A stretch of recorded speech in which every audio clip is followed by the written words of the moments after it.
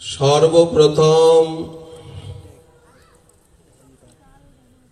श्री मर्यादा पुरुषोत्तम सीता नयनाभिराम जनक नंदिनी प्राण वल्लभ श्री जानकी वल्लभ लक्षणाग्रज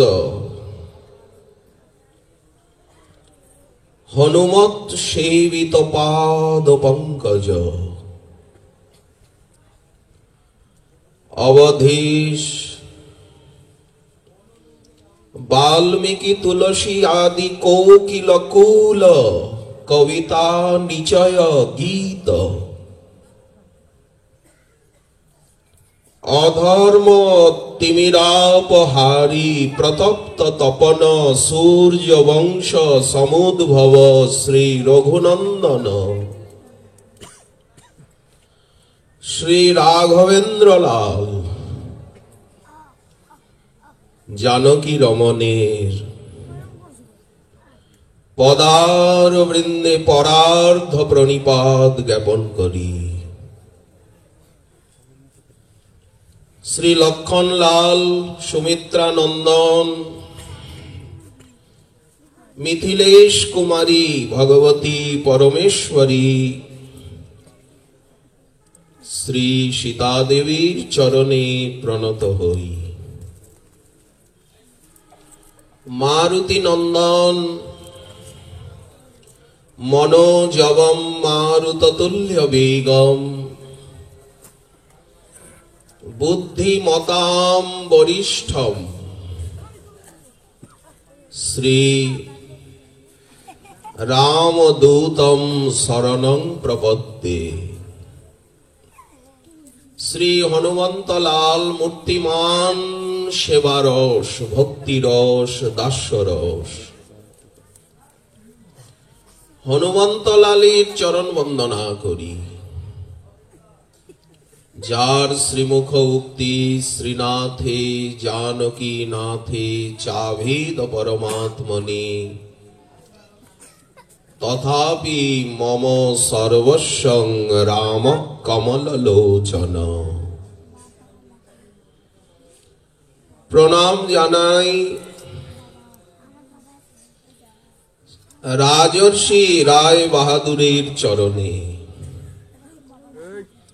पावन राजर्षि वंश के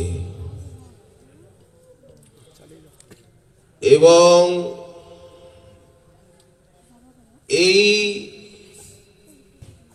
पूर्वे तो एटी राजशाही जेलाई छिलो अखंड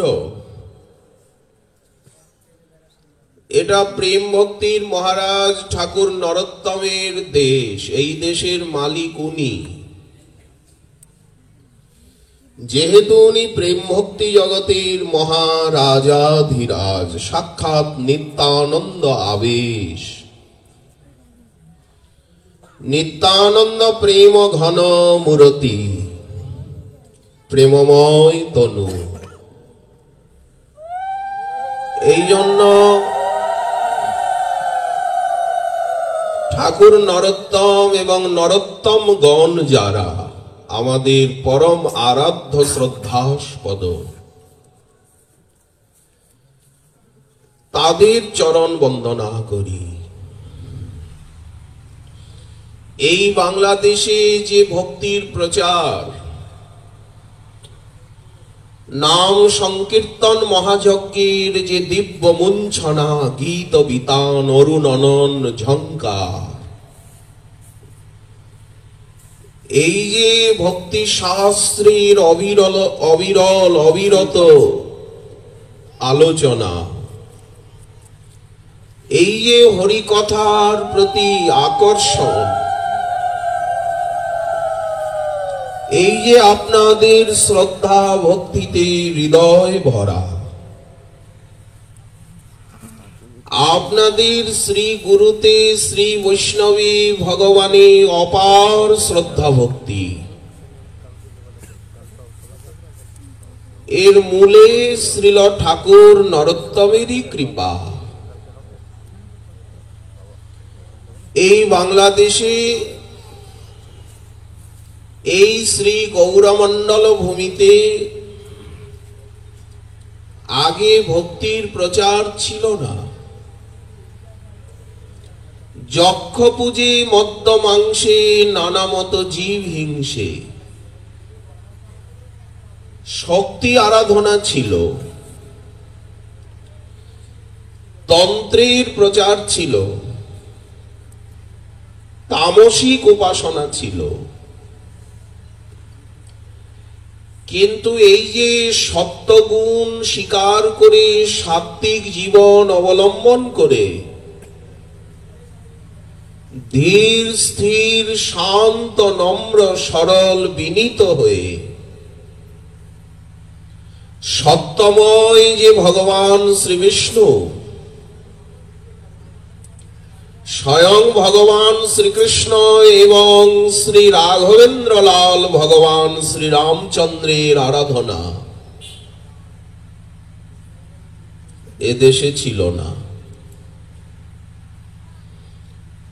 বৃন্দাবনবাসী বৈষ্ণবগণের আদেশে আজ্ঞায় আকাঙ্ক্ষায় এই রাজশাহীরই খেতুরির গড়ের হাট পরগনার নৃপতি নন্দন উনি রাজৈশ্বর্য ত্যাগ করে বৃন্দাবনে গিয়ে সাধন করে সিদ্ধি লাভ করলেন, রাধারানীর সাক্ষাৎকার প্রাপ্ত হলেন। ওনার দীক্ষাগুরু পাদ পদ্ম এবং শিক্ষাগুরু পাদ পদ্ম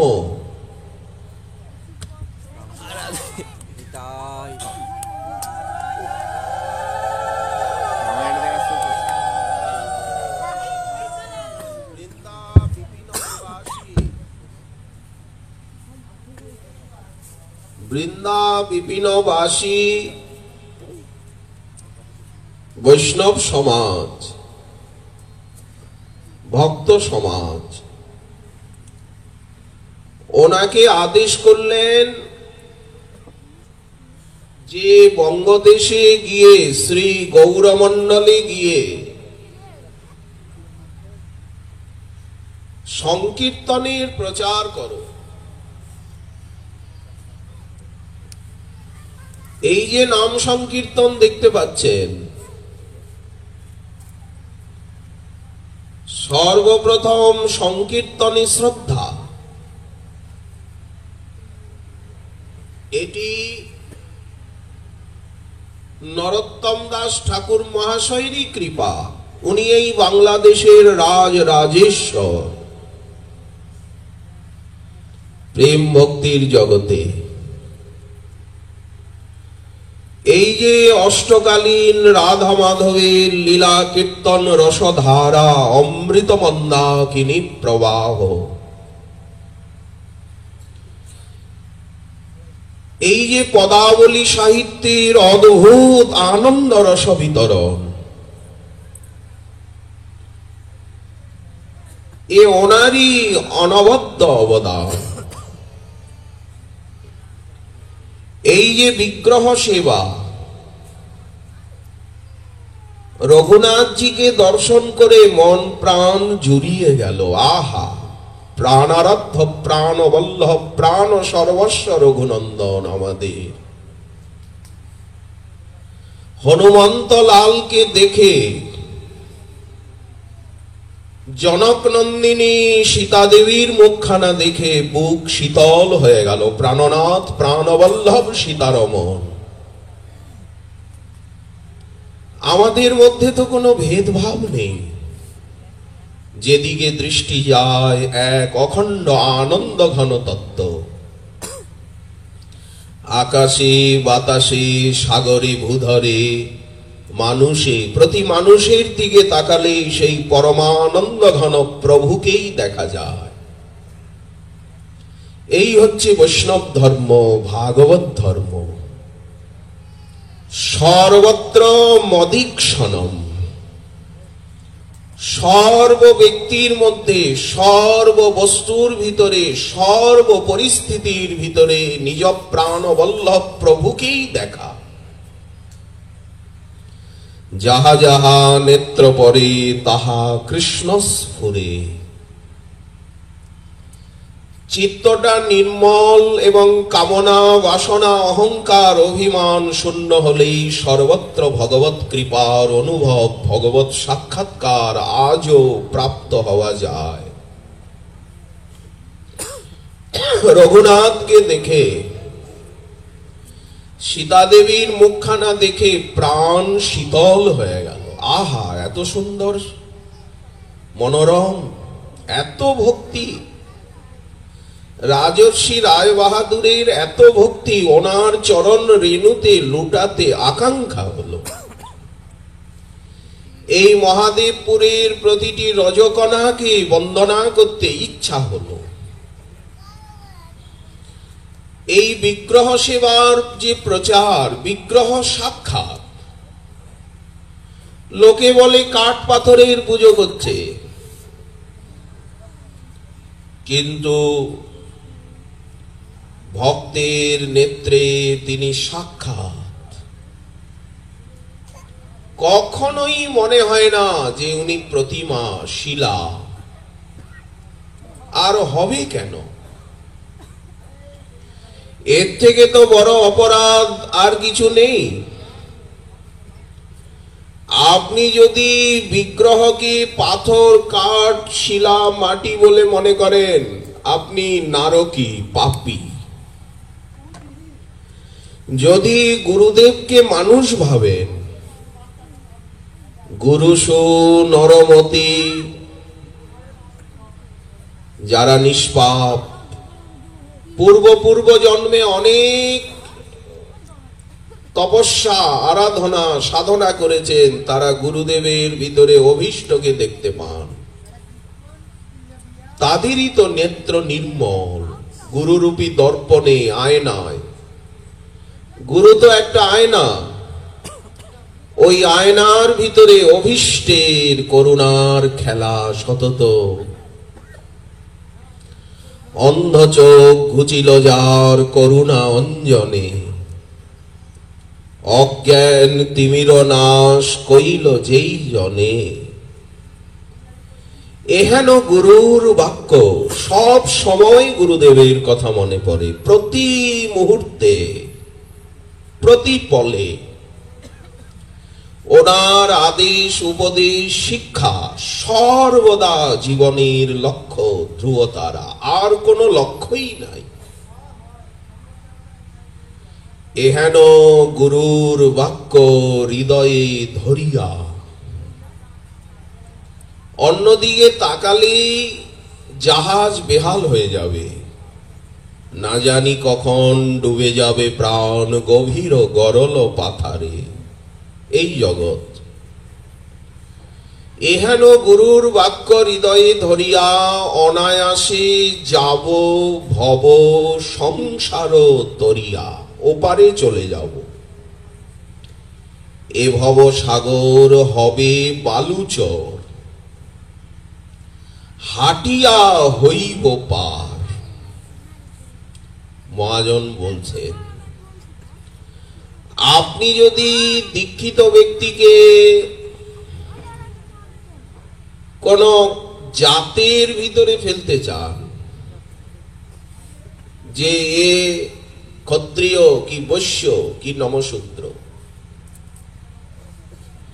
তো শাস্ত্র বললেন আপনি নরকের থেকে এসেছেন, নারকী, তমগুণী।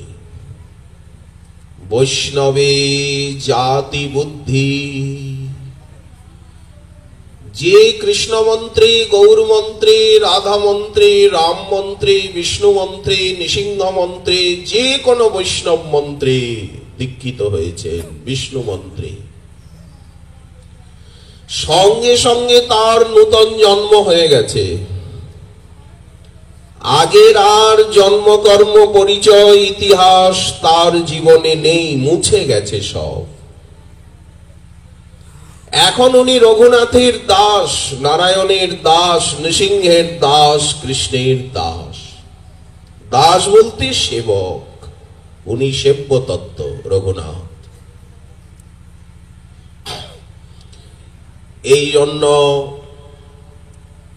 ওনার জাতির বিচার করা যাবে না, করলে অপরাধ হয়ে যাবে, যে না ওনার হাতে জল পাবো না, ওনার হাতের অন্ন পাবো না, সঙ্গে সঙ্গে ভক্তাপরাধ হয়ে যাবে, যা বড় মারাত্মক। শুদ্ধ ভক্তি এসব থাকে না। ব্রাহ্মণ চণ্ডাল কুক্কুরান্ত করি দণ্ডবধ করিবেগ বহু মান্য করি। ব্রাহ্মণকে দেখলে দণ্ডবধ করবে, চণ্ডালকে, কুকুরকে, বেড়ালকে, সকলকে সম্মান করবে। সকলের ভিতরে একই রঘুনাথ, সেই যদুনাথ, সেই রমানাথ, সেই নদিয়ানাথ, বিষ্ণুপ্রিয়া প্রাণনাথ। এই জন্য শাস্ত্র আদেশ করছেন, ব্রাহ্মণ চণ্ডাল কুকুরান্ত করি দণ্ড। একটা কুকুরকে দেখলেও তো শ্রদ্ধা ভক্তি হয়, আহা তার কত ভাগ্য, মন্দিরে পড়ে আছে, আমি তো মন্দিরে পড়ে থাকতে পারছি না। দণ্ডবধ করিবেগ বহু মান্য করি, এই সে বৈষ্ণব ধর্ম। সকলকে অবিচারে সম্মান করা, নিজের থেকে শ্রেষ্ঠ ভাবা, এই সে বৈষ্ণব ধর্ম। সর্বভূতেষু মন্মতি সর্বত্র মদীক্ষণম, সব জায়গায় তিনি আছেন। কেউ বলছে তোমরা বাংলাদেশে এলে, কিন্তু আমরা যে তত্ত্বের আরাধনা করি সেই তত্ত্ব জলে স্থলে সর্বত্র বিদ্যমান। এমন কোন দেশ নেই, এমন কোন জায়গা নেই যে উনি সেখানে নেই। উনি তো অনন্ত কোটি ব্রহ্মাণ্ডের মালিক, উনি নানা রূপে নানা ভাবে লীলা করছেন। আচ্ছা বলুন তো, রঘুনাথে, যদুনাথে, ব্রজনাথে, রমানাথে, নদিয়ানাথে কি কোনো ভেদ আছে? গুরুতে, বৈষ্ণবেতে, ধামেতে, নামেতে, বিগ্রহেতে, মন্ত্রেতে, গ্রন্থেতে কি কোনো মহাপ্রসাদে ভেদ আছে? অখণ্ড অদ্বয় তত্ত্ব। একটা অশ্বত্থ গাছের গুড়ি, ডাল, পাতা, ফল, ঝুরি, যা কিছু সব নিয়েই তো গাছটা, সকলকে নিয়েই তো প্রভু। এই হচ্ছে ভাগবত ধর্ম। খংবায়ুমগ্নিং সলিলং মহিঞ্চ যৎকিঞ্চ ভূতং দিশদ্রমাদিন। এমনকি গাছগুলো পর্যন্ত ভগবানের রোমাবলী। পাহাড়কে বলা হচ্ছে ভগবানের অস্থি, নদীকে বলা হচ্ছে নারী, ধমনী, শিরা, উপশিরা। পাখিগুলিকে বলা হচ্ছে শিল্পকলা, মেঘকে বলা হচ্ছে কেশ, সূর্যকে বলা হচ্ছে নেত্র, চন্দ্রকে বলা হচ্ছে মন, অগ্নিকে বলা হচ্ছে ওনার মুখ। কি আশ্চর্য! উনি ছাড়া তো কিছু নেই। এই জন্য ওনার আরাধক যারা, তেমনি হরিনামকে যদি আপনি শব্দ মাত্র মনে করেন তাহলে অপরাধ হয়ে যাবে। এখানে নাম সংকীর্তন হচ্ছে, কোন চিৎকার চেঁচামেচি নয়, এটা অপ্রাকৃত দিব্য শব্দ। মন্ত্রকে যদি আপনি সামান্য একটা বাক্য বলে মনে করেন, বলেন মন্ত্র আর উনি অভেদ। গুরুদেবের কাছে মন্ত্র পেলাম মানে ভগবানকেই পেয়ে গেলাম। রাম মন্ত্র পেয়েছি মানে রঘুনাথকে পেয়েছি। সীতা দেবীর মন্ত্র পেয়েছি মানে জানকীকেই। হনুমন্ত লালের মন্ত্র পেয়েছি মানে হনুমানকেই পেয়ে গেছি। কৃষ্ণ মন্ত্র পেয়েছি মানে শ্রীকৃষ্ণকেই পেয়েছি। তাহলে মন্ত্র এবং মন্ত্র দেবতা অভেদ। এই জ্ঞানের নামই হচ্ছে দিব্য জ্ঞান। দীক্ষা মানে কি? দিব্য জ্ঞান। এই দিব্য জ্ঞান কি? মন্ত্রে সাক্ষাৎ ভগবত জ্ঞান। আর তিনি আমার প্রভু, আমি তার নিত্য দাস। আমার কর্তব্য হচ্ছে তার সেবা। এই জ্ঞানটুকু যখন হয়ে গেল তখনই তাকে বলা হলো উনি দীক্ষিত, দিব্য জ্ঞান পেয়েছেন।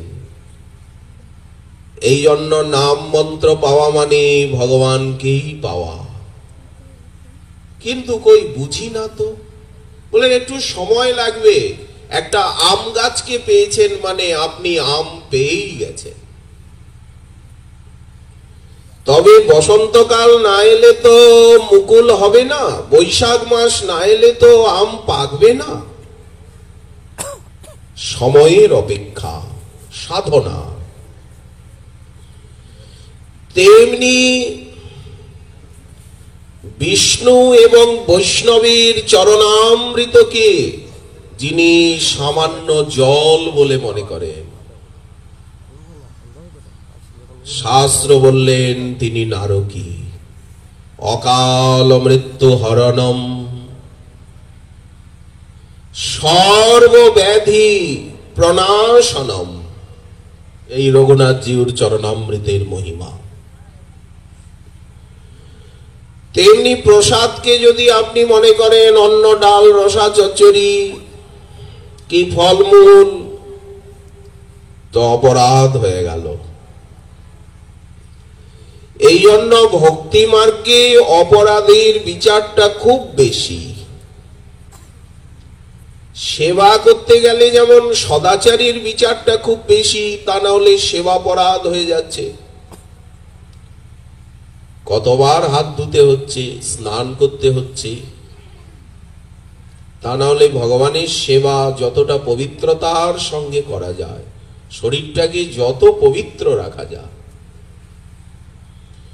কথাবার্তায় সাবধানতা, যাতে কারো নিন্দা না করে ফেলি, যাতে নিজের প্রশংসা নিজে না করে ফেলি, তাহলে বাণী অপবিত্র হয়ে গেল। মনে যেন অন্য কোনো অসৎ চিন্তন না আসে, সংকল্প না আসে, তাহলে মনমন্দির অপবিত্র হয়ে যাবে। প্রভু সেখানে দাঁড়াবে না, প্রভু পালিয়ে যাবে। এই রকম প্রতিটি ইন্দ্রিয়ে সদাচার পালন সাধন। কৃষ্ণ সম্বন্ধ বিনা ব্যর্থ কাল নাহি যায়। যখন মৃত্যু সামনে, তখন আর জীবনের সময়গুলিকে কেন বৃথা নষ্ট করব? সময়ের সদুপযোগ। ঠাকুর নরোত্তমের কৃপাতেই এই সমগ্র বাংলাদেশে ভক্তির প্রচার। এই যে ভক্ত সেবা দেখছেন, গুরু বৈষ্ণবের নিষ্ঠা দেখছেন, ওনারই কৃপার ফল। আর এটা তো ওনার জন্মভূমির ভিতরেই, রাজশাহীর ভিতরেই। এই স্থানের প্রতি ওনার কৃপা সবচেয়ে বেশি। সারা বৈষ্ণব জগৎ, ভক্ত জগৎ যারা নরোত্তম দাস ঠাকুর মহাশয়ের সাধনা, লেখনী, বাণীর সঙ্গে পরিচিত,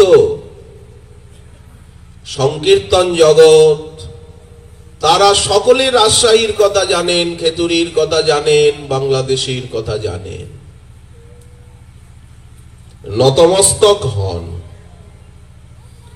আমরা বৃন্দাবনে থাকলে হবে কি, আমরা খেতড়ি ধামকে রোজ স্মরণ করি, রোজ খেতুরির রজে গড়াগড়ি দিই।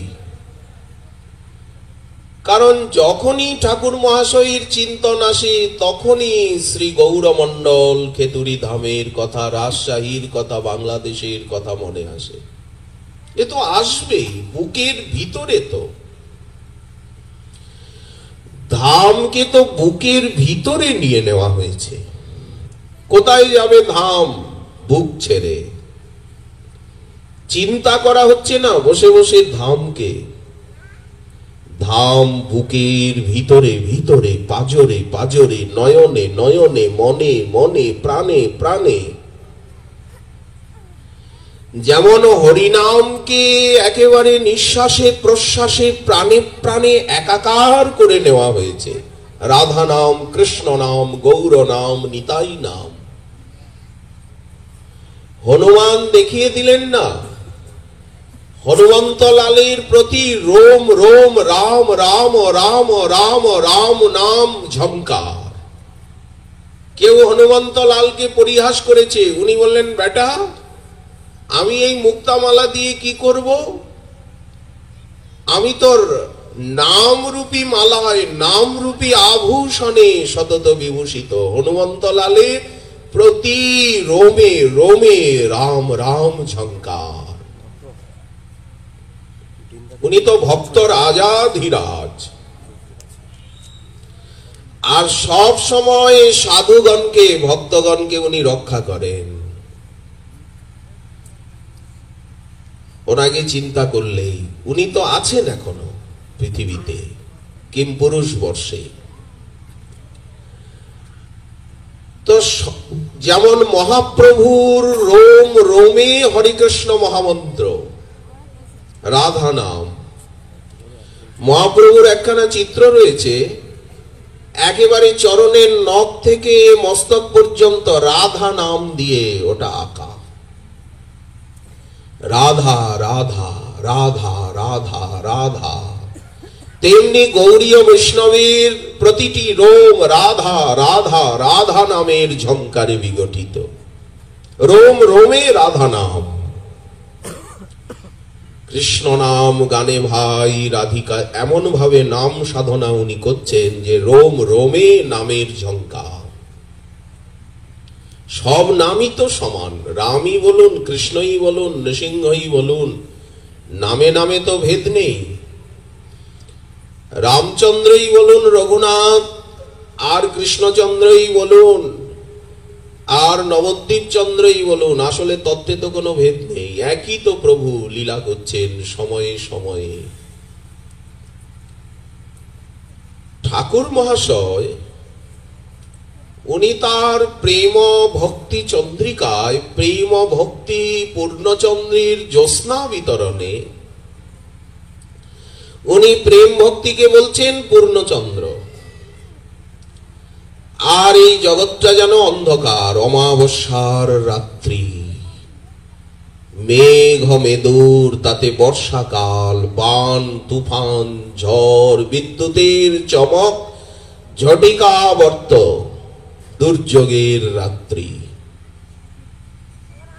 ব্যাঙের ডাক, হিংস্র সর্পের বিচরণ, ভূত প্রেতের অট্টহাসি, মহাকালের তাণ্ডব। এই ভবনিশায় প্রেম ভক্তি, সংসার জঙ্গলে প্রেম ভক্তি হচ্ছে পূর্ণচন্দ্র। আকাশে যদি চাঁদ উঠে যায় তাহলে অনেকটা মানুষ চাঁদের জ্যোৎস্নায় পথঘাট কিছু তো দেখতে পায়। এই জন্য প্রেম ভক্তি চন্দ্র চন্দ্রিকা। চন্দ্র কথাটা এখানে উজ্জ্ব আছে, চন্দ্রিকা কোথা থেকে আসবে? চন্দ্র যদি না থাকে। আচ্ছা, এই চন্দ্রিমা বা জ্যোৎস্না কি বলেন? তার এই ছোট ছোট কথাগুলি বাংলা ভাষায় সবাই বুঝতে পারবে, একটা শিশুও বুঝতে পারবে। জিনিসটাকে কঠিন করা তো ভালো নয়, সহজ করে বলতে হবে। তো উনি প্রেম ভক্তির সাধনা মহিমা সবকিছুই বললেন। এ আবার ওনার অন্তিমের অবদান, শেষ বয়সের রচনা। উনি যে নিজে লিখেছেন তাও না, কেউ কেউ বলেন উনি মনের আবেগে নিজে নিজে আপনা আপনি বলতেন। পদাবলী ওনার মুখ দিয়ে ঝর্ণা ধারার মতো গোমুখের থেকে নিঃসৃত ভগবতী ভাগীরথীর মতো ঝরে পড়ত। যেমন অলকানন্দা ঝরছে, মন্দাকিনী ঝরছে হিমালয়ে, ঠিক সেই রকম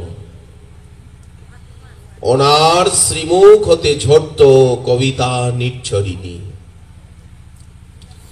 উনি যেন রাজশাহীতে এই নবাম্র কাননের কোকিল। উনি হচ্ছেন এই বাংলাদেশের এক দিব্যাতি দিব্য কোকিল, এই কবিতা কাকলি। উনি কবি কুঞ্জর, এই জন্য নরোত্তম কোকিল। বাল্মীকিকে কোকিল বলা হয়েছে। সব সময় উনি রাম নামে কুজন করছেন, রাম কথায় কুজন করছেন। ঠিক তেমনি গৌর কথা, কৃষ্ণ কথা, রাধা কথা, নিতাই কথার দিব্যাতি দিব্য কোকিল এই বসন্তে। উনি লিখছেন, উনি তো বলতেন অনেক সময় শিষ্য সেবকরা লিখে নিত, এইভাবেই কখনো বা উনি নিজেও লিখেছেন। ঈশ্বরের তত্ত্ব যত, প্রেম ভক্তি চন্দ্রিকা উপসংহারে, ঈশ্বরের তত্ত্ব যত তাহা বা কহিব কত। পরব্রহ্ম পরমেশ্বরের অনন্ত কোটি ব্রহ্মাণ্ড নাথের সরৈশ্বর্য নিকেতনের তত্ত্ব আমি কি বলবো। আকাশের যিনি স্রষ্টা, বায়ু, পৃথিবী, জল, সূর্য, চন্দ্র, অনন্ত কোটি ব্রহ্মাণ্ডের যিনি স্বামী, নির্মাতা, জগন্নাথ, জগদীশ, জগদীশ্বর, তার সম্বন্ধে আমি তার স্বরূপ, তত্ত্ব, মহিমা, লীলা কি বলবো। একটা বালুকণা মহাসিন্ধুর সম্বন্ধে কি বলবে। মহাসিন্ধুর বুকে কত বালুকা, একটা রেণু সে পৃথিবীর সম্বন্ধে কি বলবে। এক বিন্দু জল সে সাগরের ছবি কি করে দেখাবে। ক্ষুদ্র জীব শক্তি কখনোই ঈশ্বরের তত্ত্বকে জানতে পারে না। সে তো একটা নিহার কণা, সে একটা জলকণা, সে একটা রেণু কণা, সে যে এক বিন্দু। আর আনন্দকন্দ গোবিন্দ তিনি হচ্ছেন মহা মহা মহা সিন্ধু। মহাসিন্ধুর ওপার থেকে উনি ডাকছেন আমাদেরকে। এই শাস্ত্রবাণী, শাস্ত্রবাণী তো ওনার আহ্বান।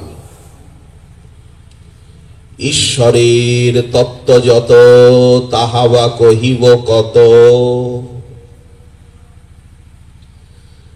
সমগ্র বেদ পুরাণ আমাদের সনাতন ধর্মে ঈশ্বরের তত্ত্ব যত রয়েছে, আপনারা তো সবাই সনাতন ধর্মাবলম্বী। আপনাদের মতো মহাভাগ্যবান তো জগতে কেউ নেই। বেদের থেকে শাস্ত্র নেই, গোবিন্দের থেকে শ্রেষ্ঠ আরাধ্য কেউ নেই। গীতা, গোবিন্দ, গায়ত্রী এবং গঙ্গা, জীবনে যদি এই চারের সম্পর্ক হয়, চতুর্গকার সংযুক্তে পুনর্জন্ম নবিদ্যতে, জীবনে যদি গায়ত্রী জপ করি, জীবনে যদি গোবিন্দ নাম করি, হে নন্দনন্দন, হে রঘুনন্দন, হে রাঘব, হে যাদব, হে মাধব, যে কোনো নামে যদি রতিমতি হয়ে যায়, যে কোনো ভগবৎ স্বরূপে যদি মন লেগে যায়, যে কোনো ভক্তে যদি মন লেগে যায়, মনটা লাগানো নিয়ে কথা। মন ভ্রমর, যদি নানা রকম পদ্ম ফুল রয়েছে, যে কোনো পদ্ম ফুলে, কনক কমলে, নীল কমলে, শ্বেত কমলে, রক্ত কমলে, যে কোনো কমলে যদি মন ভ্রমর একবার বসে তো হয়ে গেল। একটা নামে যদি রতি হয়, সব নামে হবে। একটি ভগবৎ স্বরূপে যদি শ্রদ্ধা হয়, সমস্ত ভগবৎ স্বরূপে শ্রদ্ধা হয়ে যাবে। শ্রবণ কীর্তন অর্চন বন্দন যদি একটা অঙ্গে কারো আবেশ আসে, সমস্ত অঙ্গে হবে। ভক্তি জগতে 64 প্রকার ভজনাঙ্গ রয়েছে, একটা অঙ্গে যদি রতিমতি হয়, সব অঙ্গে হয়ে যাবে। একটি গ্রন্থে যদি রতিমতি হয়, বলেন সব গ্রন্থে হয়ে যাবে। একটি মন্ত্রে যদি কারো রতিমতি হয়, সর্বমন্ত্রে শ্রদ্ধা হয়ে যাবে। একটি গুরুতে যদি মন লেগে যায়, সমস্ত গুরুতে শ্রদ্ধা ভক্তি হয়ে যাবে। নিজের মাতা পিতাকে যে শ্রদ্ধা করে, সে অন্যের মাতা পিতাকেও তো শ্রদ্ধা করে, নাকি অবজ্ঞা করে? যে নিজের গুরুদেবকে শ্রদ্ধা করে, সে সবার গুরুদেবকে শ্রদ্ধা ভক্তি করে। আপনার গুরুদেব, তিনি কত বড়, তিনি কত মহান, আমি তো একেবারেই নগণ্য ক্ষুদ্র। যদি কোন ভক্তি শ্রদ্ধা ভক্তি হয়, তাহলে সমগ্র ভক্তি শ্রদ্ধা ভক্তি হয়ে যায়। এই দেখুন, আপনার ঘরের ঠাকুরে যদি আপনার রতিমতি হয়, তখন সবার ঘরেই দেখবেন আমারই তো প্রভু বসে আছে। তখন মনে হবে যে আমার ঠাকুর আলাদা, ওনার ঠাকুর আলাদা, ওনার ঠাকুর আলাদা, আমার গুরুদেব আলাদা, আপনার গুরুদেব আলাদা। এইরকম ক্ষুদ্র মনোভাব কখনো মনে আসে না। সর্বত্র একই প্রভুকে দেখা যায়। এইখানে যেতে হবে, ভেদাভেদ ভুলে যেতে হবে, উচ্চ নীচ। এই হচ্ছে সনাতন ধর্মের রহস্য। আসলে সনাতন ধর্ম কাকে বলে বা তার মর্ম প্রদেশ কি, এটা না জানা, না বোঝার জন্য আমরা দলাদলি করি, গুতগুতি করি। যিনি বুঝেছেন তিনি ধীর স্থির শান্ত হয়ে গেছে। কৃষ্ণ ভক্ত নিষ্কাম, অতএব শান্ত। নিষ্কাম যতক্ষণ না হতে পারছি, ততক্ষণই অশান্তি। জ্ঞানী, যোগী, সিদ্ধিকামী, দেবপূজক, তারা সকলই অশান্ত। বহির্মুখরা তো অশান্তই। অশান্তস্য কুত সুখম ধাবত বহি, মনোরথে না শতধাবত বহি। তারা তো বাইরে ছুটে বেড়াচ্ছে, অন্তর জগতে তো যেতে পারছে না। ঈশ্বরের তত্ত্ব যত, তাহা বা কহিব কত। অনন্ত অপার কে বা জানে, কে জানে? ঈশ্বরকে আমরা সাধারণত 3 ভাবে পাই। এক হচ্ছে জগৎ রূপে, জগৎ রূপে পায় পরিণামে। যেমন একটা দিব্য মণি আছে, সেই মণির থেকে সোনা বেরোয়। সমন্তক মণির কথা এসেছে ভাগবতে। তেমনি ভগবানের থেকে অনন্ত কোটি ব্রহ্মাণ্ড বেরোয়, অনন্ত কোটি জীব বেরোয়। কিরকম বেরোয়? শ্রীমদ্ ভাগবত বললেন, যেমন সূর্যের থেকে অগণিত কিরণ রশ্মি আসছে, সমুদ্রের থেকে যেমন সব সময় বাষ্প জলকণা উপরে যাচ্ছে, সমুদ্রের উপরে বাষ্প। মেঘের থেকে যেমন বাড়িবিন্দু খরিত হচ্ছে, পৃথিবীর থেকে যেমন ধুলা উঠছে, তেমনি ভগবানের থেকে অনন্ত কোটি ব্রহ্মাণ্ড আসছে, জীব আসছে, অনন্ত কোটি শরীর আসছে, মন আসছে, বুদ্ধি আসছে, ইন্দ্রিয় আসছে। এটা গজেন্দ্র উপাখ্যানে বলা হয়েছে। গজেন্দ্র বলছেন যে তোমার থেকে সবকিছু আসছে। এই যে আমাদের শরীর বলুন, মন বলুন, ইন্দ্রিয়, সব কিছু ওনার কাছে থেকে আসছে, মহাবিষ্ণুর থেকে, ব্রহ্মা হয়ে। তো সর্বপ্রথম ঈশ্বরের বিরাট রূপ হচ্ছে এই পৃথিবী, ব্রহ্মাণ্ড। আমরা তো ব্রহ্মাণ্ড জানি না, পৃথিবীটাকে তো জানি। এই রকম অনন্ত কোটি ব্রহ্মাণ্ড, অনন্ত কোটি পৃথিবী, অনন্ত কোটি জীব।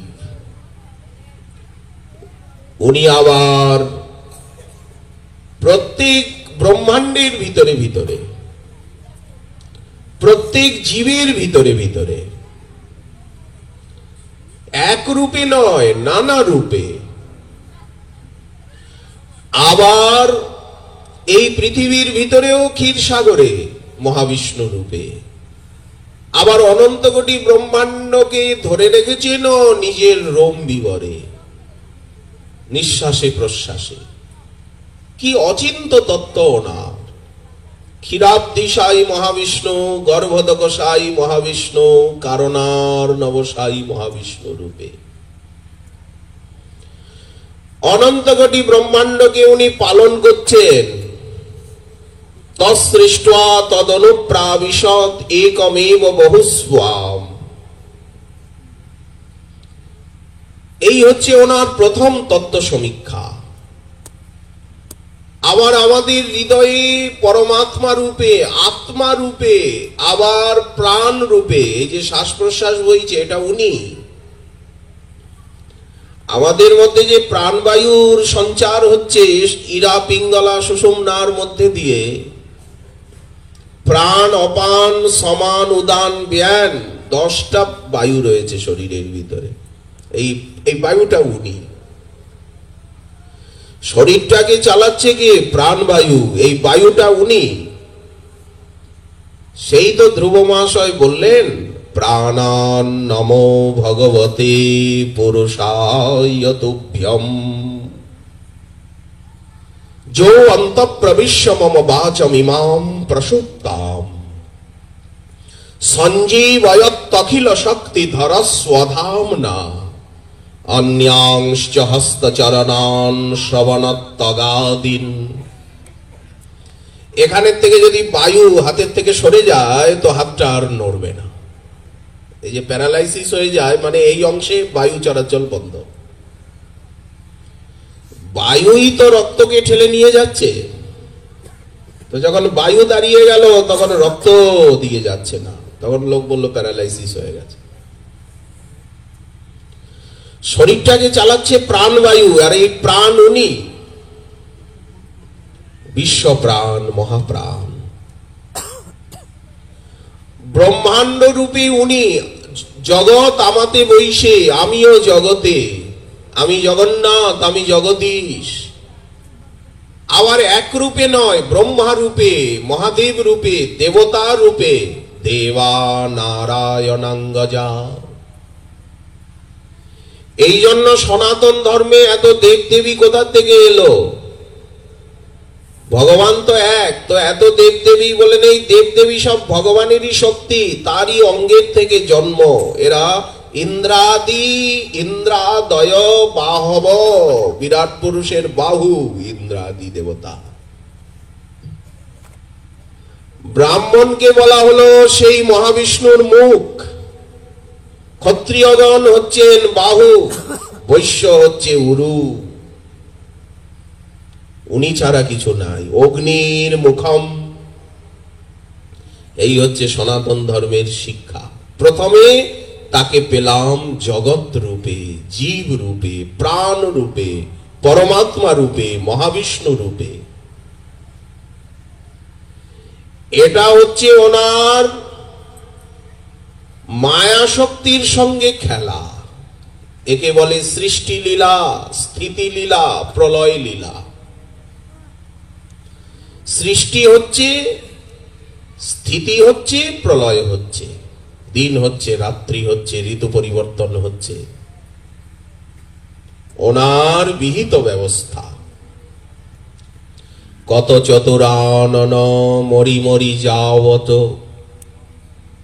কত ব্রহ্মা মৃত্যু মুখে পতিত হচ্ছে, কত ইন্দ্র চন্দ্র বরুণ কুবের দেবতারাও মৃত্যু মুখে পতিত হচ্ছে।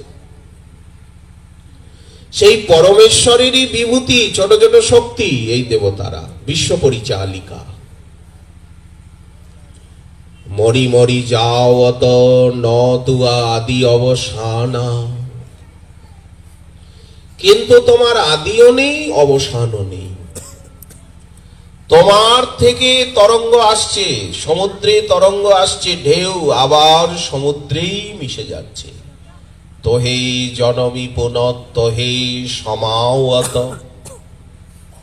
সাগর লহরী সমানা। যেমন সমুদ্রের আকর্ষণ বিকর্ষণ তরঙ্গ আসছে যাচ্ছে, আসছে যাচ্ছে, জোয়ার ভাটা হচ্ছেই।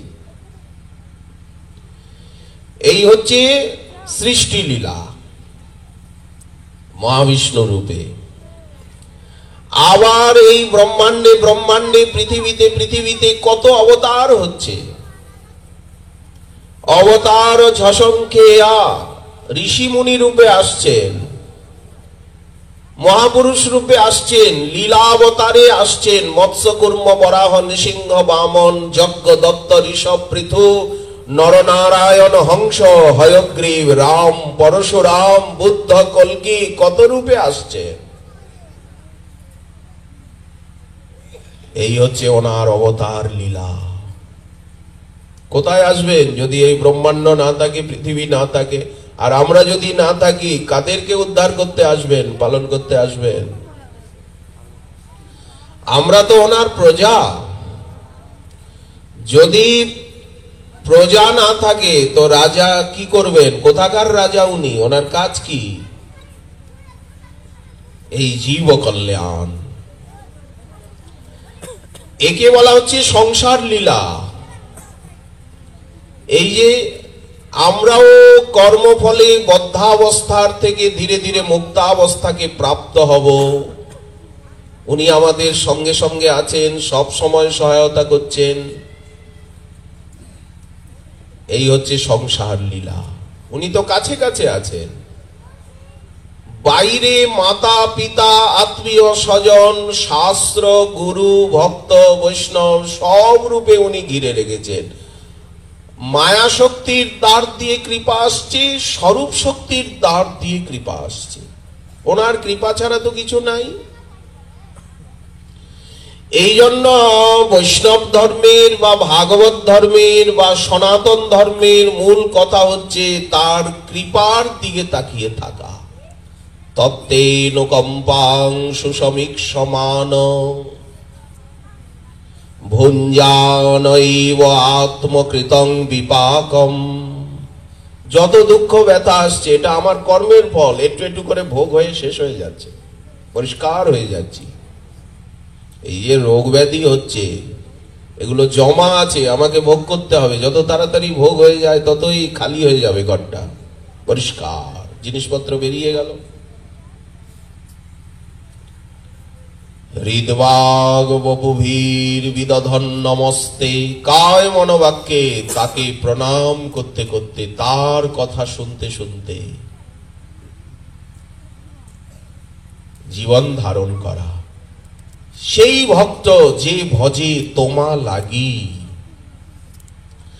আপনার সুখ দুঃখে হয় ভোগভাগী। ভক্ত কখনো বলেন না যে আমার শরীরটা ভালো করে দাও, আমার অভাবটা দূর করে দাও। বলে না না, আমার রোগ আমাকে ভোগ করতে দাও, আমার প্রারব্ধ এগুলি ভোগ করে ক্ষয় হয়ে যাক, তাড়াতাড়ি ক্ষয় হয়ে গেলে আমি তো মুক্ত হয়ে যাব, পরিষ্কার হয়ে যাব, খালাস। আপনার সুখ দুঃখে হয় ভোগভাগী। এই সংসার লীলা দেখছেন ভক্ত, সৃষ্টি লীলা দেখছেন। আর প্রত্যেকের জীবনে সংসার লীলা চলছে। ভগবান পরমাত্মা রূপে প্রত্যেকের সাথে সাথে প্রত্যেককে সাহায্য করছেন, গুরু রূপে, ভক্ত রূপে, বৈষ্ণব রূপে, শাস্ত্র রূপে, নাম রূপে, ধাম রূপে, অন্তর্যামী রূপে। ওনারই তো লীলা, আমরা তো খেলার পুতুল। যেমন বাতাস করে কি, গাছগুলিকে নিয়ে খেলা করে। গাছের ডাল ভেঙে গেল, গাছগুলো নড়ছে চড়ছে, বাতাসই তো নড়াচ্ছে, পাতাগুলো নড়ছে, আমরা তো পাতার মতো। উনি তো পবন, আবার উনি বৃক্ষ, ওনার ভিতরেই আমরা আছি। জগৎ আমাতে বইসে, আমিও জগতে, না জগতে আমি বইসি, না জগৎ আমাতে। আবার উনি এর বাইরে। এই জন্য শাস্ত্র অনুশীলন না করলে ঠিক ঠিক ভজন হয় না। জীবনে সাধু সঙ্গ, ভক্ত সঙ্গ না হলে ঠিক ঠিক রাস্তা মেলে না, সংকীর্ণতার অবসান হয় না। সংকীর্ণতার নামই তো অপরাধ। জগন্নাথকে, রঘুনাথকে জানা যায় না।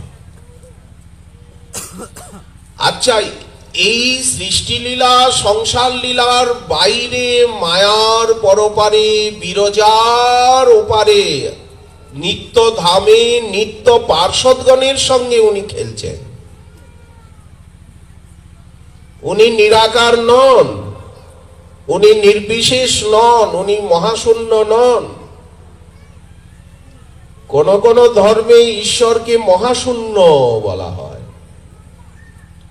উনি মহাশূন্য নন। মহাশূন্যটা তো ওনার বিভূতি, ওনার একটা সৃষ্টি, এটা তো আকাশ।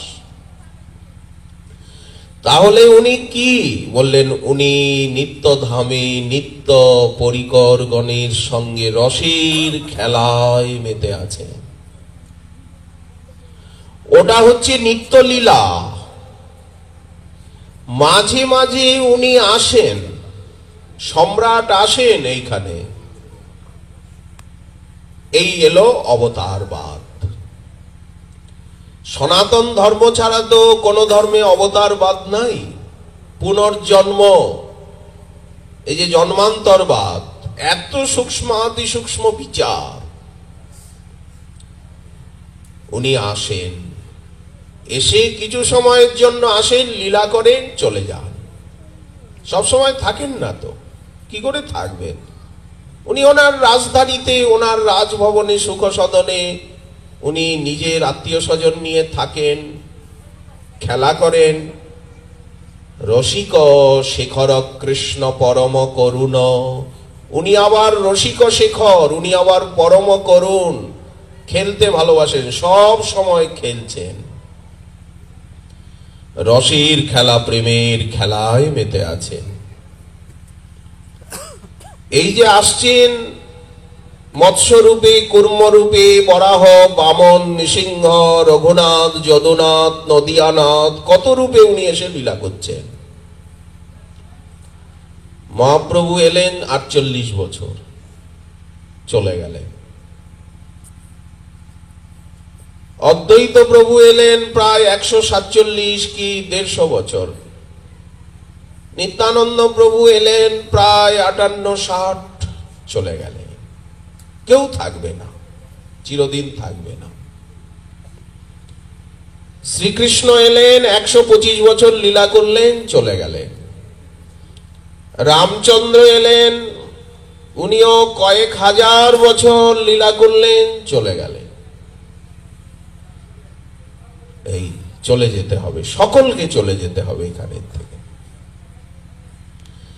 তাই বলে কি তিনি জীবের মতো ম্রিয়মান? তাহলে এটা কি জন্ম নয়, মৃত্যু নয়? বললেন না, আবির্ভাব তিরোভাব, সূর্যের উদয় অস্তের মতো। ভগবানের লীলাকে নিত্য বলা হয়েছে, সূর্যের সঙ্গে তুলনা করা হয়েছে। যেমন সূর্যের উদয়, সূর্যের অস্ত। এখন কি সূর্য নাই? সূর্য মরেছে। সকাল হতে দিন, নিত্যলীলা সুখময়, সেই নিত্যলীলা আবার পরম সুখময়। সৃষ্টি লীলা, সংসার লীলার ভিতরে দুঃখ ব্যথা বেদনা, কিন্তু নিত্যলীলার ভিতরে আনন্দই আনন্দ, সুখই সুখ।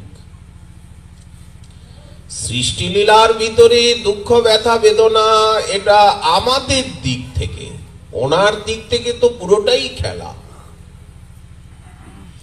আমাদের কাছে মনে হয় এই প্রলয় হয়ে গেল, কি ভূকম্পে 1 লক্ষ মানুষ মারা গেল,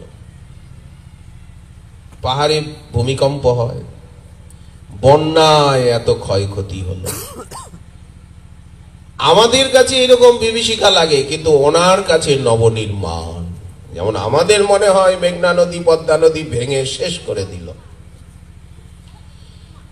গ্রামকে গ্রাম, কিন্তু নদীর কাছে এটা খেলা,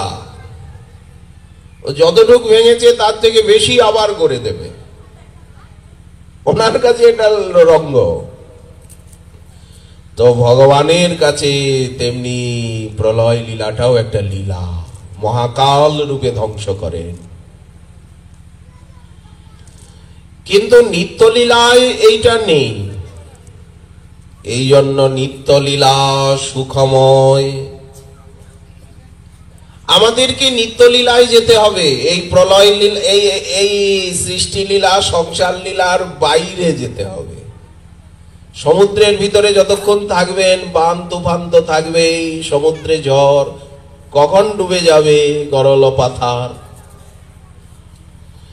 তো আমরা যে এখানে মানব দেহ পেয়েছি, কেন আমাদেরকে এই সংসার লীলার এবং এই সৃষ্টি লীলার বাইরে চলেই যেতে হবে নিত্যলীলায়। নিত্যলীলা সুখময়। যেতে গেলে কি করতে হবে বলেন, ওই যে নিত্যলীলার স্বরূপ আসছে না, লীলাবতার, ওই লীলাবতারকে ধরতে হবে। নারায়ণ কলা শান্তা ভজন্তি জনসূয়ব। নিত্যলীলায় যে সমস্ত স্বরূপ খেলা করছে ভগবানের, সেই সমস্ত স্বরূপের আরাধনা করতে হবে। ভূত প্রেতের করলে হবে না, দেবতার আরাধনা করলেও হবে না। নারায়ণের যে লীলাবতার, সেই লীলাবতারের আরাধনা করতে হবে, যারা শান্ত। আরাধনাটা আবার কেমন হবে বলেন, অসূয়া শূন্য, কোন আরাধনার প্রতি আপনি দোষ দৃষ্টি আনতে পারবেন না। অনসূয়ব, সামগ্রিক জ্ঞান নিয়ে নারায়ণ পরা বেদা, নারায়ণ পরা মখা, নারায়ণ পরা যোগা, নারায়ণ পরা ক্রিয়া, নারায়ণ পরং জ্ঞানম, নারায়ণ পরং তপঃ, নারায়ণ পরো ধর্ম, নারায়ণ পরা গতি। সব কিছু নারায়ণেরই। এই আপনার মনটা স্থির হয়ে গেল। ভাগবত এ কথা পদে পদে বলছেন, গীতা এ কথা বারবার বলছেন, এই জন্য বলছেন গীতা সুগীতা। চৈতন্য ভাগবত বারবার এই কথা বলছেন, একেবারে সহজ সরল বাংলা, মেঠো বাংলায় বলছে, মাঠের বাংলায়, ভাটিয়ালি বাংলায়। কিন্তু আরাধক না হলে, সাধক না হলে কথাগুলো ধরা যায় না, মাথার উপর দিয়ে চলে যায়, সমুদ্রের ঢেউ চলে যায়। যাওয়ারও একটা মূল্য রয়েছে, একটা প্রভাব দেখিয়ে দেয়। ঈশ্বরের তত্ত্ব যত, তাহাবা কহিব কত। গীতা পড়লে, ভাগবত পড়লে হারিয়ে যেতে হয়। সত্যিই তো, মন প্রাণ খুইয়ে যায়। কোথায় আছি, কোথায় যেতে হবে? আমাকে নিত্যলীলায় যেতে হবে, নিত্য ধামে। এখানে আমি চিরদিন থাকতে পারবো না বলে না, এটা তো রেলওয়ে স্টেশন, এটা তো হসপিটাল, এটা তো জেলখানা, এটা তো আপনার নদীর পার, এটা তো ভেঙে যাবে, এটা তো বালুচর, এটা তো নদীর চর, পার ভেঙে এখনই ঝুপ করে পড়ে যাবে। শরীরটা তো আমার ক্ষণস্থায়ী, আমি তো মৃত্যু মুখে ঢলে পড়বো, এই তো বৃদ্ধ হয়ে গেলাম। শাস্ত্র বলছেন 50 বছরের পরেই মনটা ওই জগতের দিকে দিয়ে দেবে, আর ভোগ করতে যাবে না। 50 বছর অবধি যা খেয়েছো পড়েছো ভোগ করেছো, যা করেছো করেছো, এইবার ব্রেক করতে আরম্ভ করো, পরকালের চিন্তা করো, পারের করি জোগাড় করো, পাথেও ঈশ্বরের তত্ত্ব যত অনেক তো খেলাম, 50 বছর তো হয়ে গেল, আর কি খাওয়া দাওয়া করব, আর কি ভোগ করব, অনেক ভোগ করেছি। ঈশ্বরের তত্ত্ব যত তাহাবা কহিব কত, অনন্ত অপার কে বা জানে। শাস্ত্র গ্রন্থ দেখুন, কোন একটা শাস্ত্র আপনি সারা জীবন চেষ্টা করেও হৃদয়ঙ্গম করতে পারবেন? কেউ বলবে যে আমি গীতা বুঝেছি, ভাগবত বুঝেছি? কারো বলবার ক্ষমতা আছে? এক একটা শব্দের ভিতরে অনন্ত আলোক। যতবার অধ্যয়ন করা যাবে ততবার মনে হবে নূতন নূতন নূতন। আর উনি যে ঈশ্বরের কথা বলতে বসেছেন, সেই পরমেশ্বর ঠাকুর মহাশয়ের এক তো ঈশ্বর পরমেশ্বর, ভগবান স্বয়ং ভগবান, ব্রহ্ম আত্মা ভগবান ত্রিবিধ প্রকাশে। কর্মীর কাছে উনি দেবতা, বহির্মুখের কাছে কিচ্ছু নাই। যে নাস্তিক তার কাছে কিচ্ছু নাই, নাস্তিকের কাছে তো কিছু নাই, সেই আছে। নাস্তিক ব্যক্তি তো যা ইচ্ছা তাই করতে পারে, কিন্তু যারা আস্তিক ঈশ্বর বিশ্বাসী তাদের ভিতরে যারা কর্মী, কর্ম করছেন, কর্মই সবকিছু মনে করেন। কর্মণা জায়তে জন্তু কর্মণা এব প্রলীয়তে, সুখং দুঃখং ক্ষেমং, কর্মের দ্বারাই প্রাপ্ত হয় জীব। যারা কর্মবাদী তাদেরকে বলে কর্মী, কর্মীর কাছে উনি দেবতা রূপে প্রকাশ পান, কারণ তারা কর্মের সাক্ষী। ছাইব কর্ম সচিবা। কিন্তু দেবতার থেকে সাধুগণ শ্রেষ্ঠ, এই জন্য সাধব দীনবৎসলা। দেবতারা দীনবৎসল নয়, তারা কর্মফল প্রদাতা, কর্মের সাক্ষী, কিন্তু সাধুগণ সবসময় দীন জনকে কৃপা করেন। কি মনে হয়? একজন সামনে এলে মনে হয় আহা, দেখতে শুনতে এত সুন্দর, যদি ভজন করত তাহলে এর জীবন ধন্য হতো। রামচন্দ্র কবিরাজ বিয়ে করে যাচ্ছেন জাজিগ্রামের পাশ দিয়ে, দেখতে খুব রাজপুত্তুরের মতো। শ্রীনিবাস আচার্য প্রভু পাশের বাগানে বসে শিষ্যগণকে নিয়ে হরিকথা আলোচনা করছিলেন। পালকিটা ওইখানেই রাস্তার উপরে রেখেছে, আচার্য প্রভুর সামনে একেবারে। উনি দেখতে পেলেন যে বিয়ে করে যাচ্ছে, খুব দেখতে সুন্দর কিশোর। তখন ওনার মনে হলো আহা, এ যদি, ওগো এ কোন গ্রামের? বলে এই শ্রীখণ্ডে। কোন গ্রামের? কার পুত্র? কি কাদের? বলে চিরঞ্জীব সুলোচনের।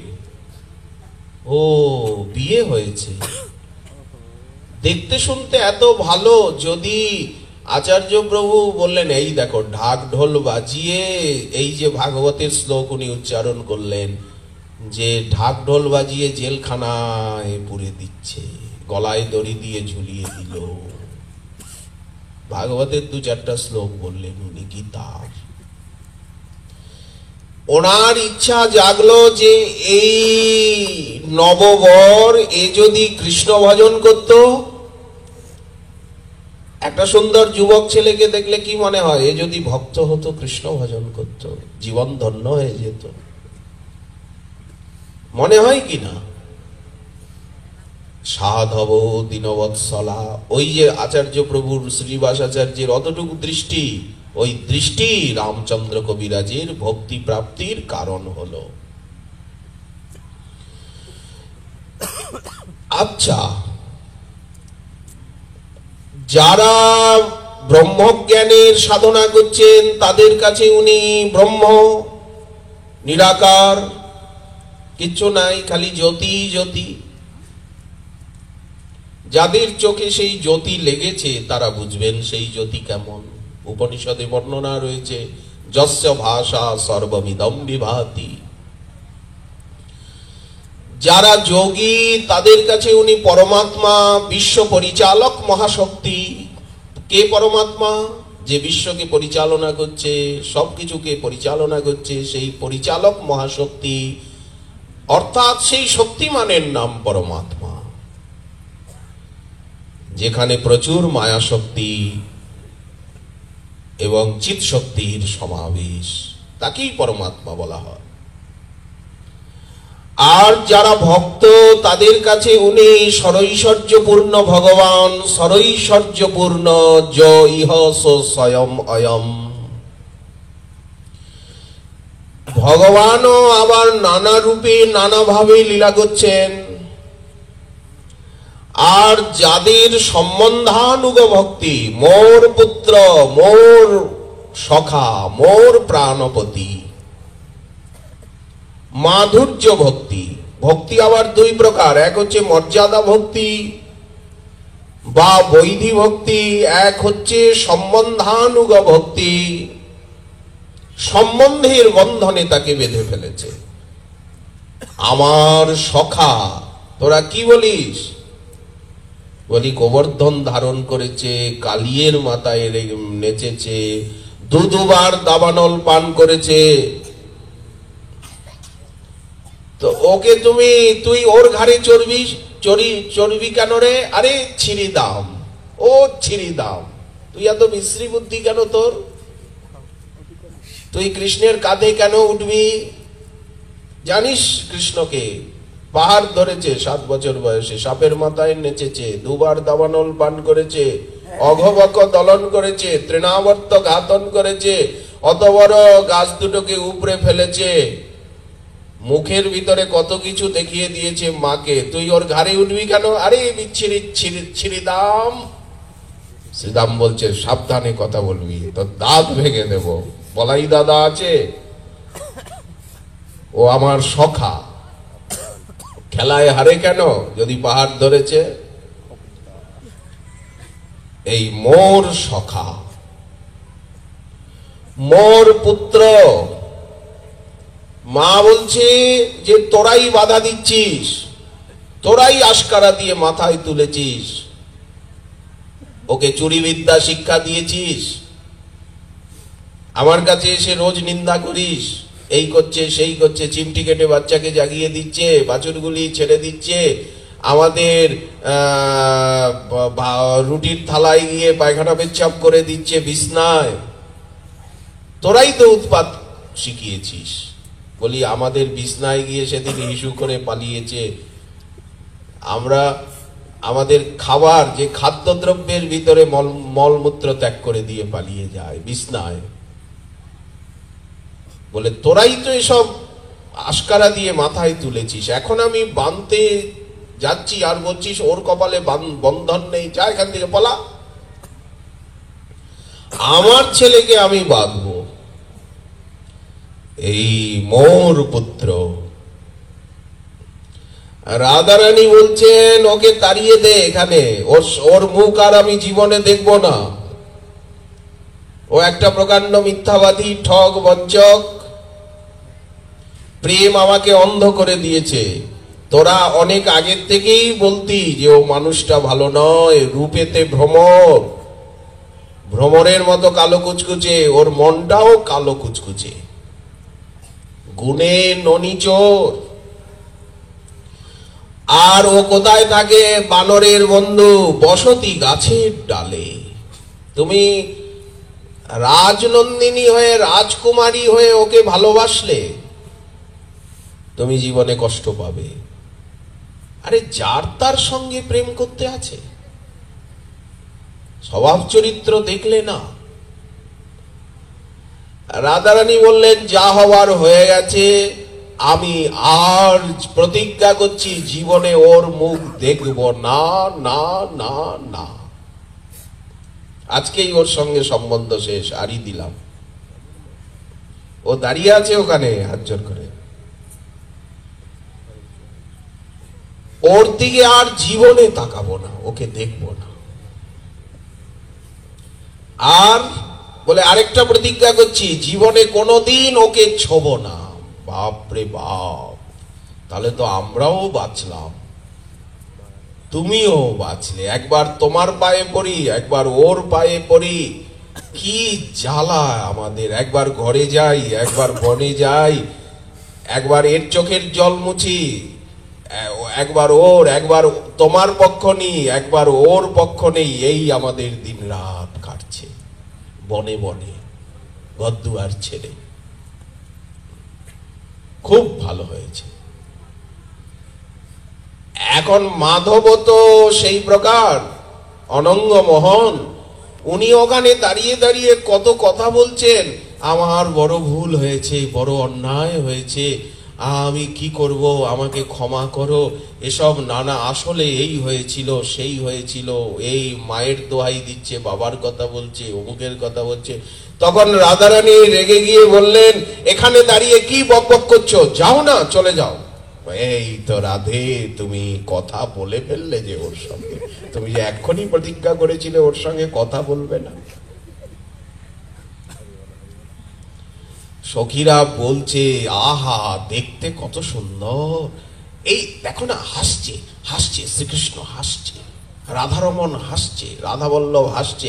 রাধারানী বলছেন, মাতামুন্ডু, রাধাবল্লভ, রাধামোহন, রাধাকান্ত, ওসব ওসব পোড়ামুখীরা ওসব কথা আর বলবি না জীবনে। গোবিন্দ রাধারানীর রাগ দেখে হাসছেন। তখন সখীরা আস্তে আস্তে বলছে, এই সময় ওকে দেখতে এত ভালো লাগছে না, যে রমণী ওর এই রূপটা দেখেনি, তার নেত্র ধারণ, তার জন্মটাই বিফল বলে মনে হচ্ছে। কি বিশাখা, তুই কি বলছিস? আরে তুঙ্গবিদ্যা, তোর বিদ্যাটা তো খুব বেশি, একেবারে তুঙ্গে। এই রাধারানীর মনে হচ্ছে, আহা এখন ওনাকে দেখতে এত সুন্দর লাগছে, আচ্ছা দেখি না। যেই একটু ঘোমটার আড়ালের থেকে দেখেছেন, সখীরা বলল, এই তুমি দেখে ফেললে কি না? রাধারানী বলছে, তোরাই তো সর্বনাশের গোড়া, ওকে এখানে কেন দাঁড়িয়ে আছে? ও আমরা এতগুলো মেয়ে মানুষ এখানে, ও ও পুরুষ মানুষ হয়ে এইখানে কেন ঢুকলো? ওকে বের করে দাও। সখীরা বলছে, আমাদের ক্ষমতা আছে ওকে বের করতে, কুঞ্জটা তো তোমার, তুমি বের করো না। তখন রাধারানী উঠলেন, গিয়ে আর ধরে ছেঁচড়ে একেবারে ওই দরজা অবধি নিয়ে বলে, যাও, বেরিয়ে যাও, আর কোনোদিন আসবে না। তখন সখীরা হাততালি দিচ্ছে, হাসছে, যে তুমি তো ওকে ছুঁয়েও ফেললে। বললেন, ভুল হয়ে গেল, এক্ষুনি প্রতিজ্ঞা করেছিলাম ওর সঙ্গে কথা বলবো না, ওর মুখ দেখবো না, জীবনে আর ছোব না, কিন্তু সবই গেল।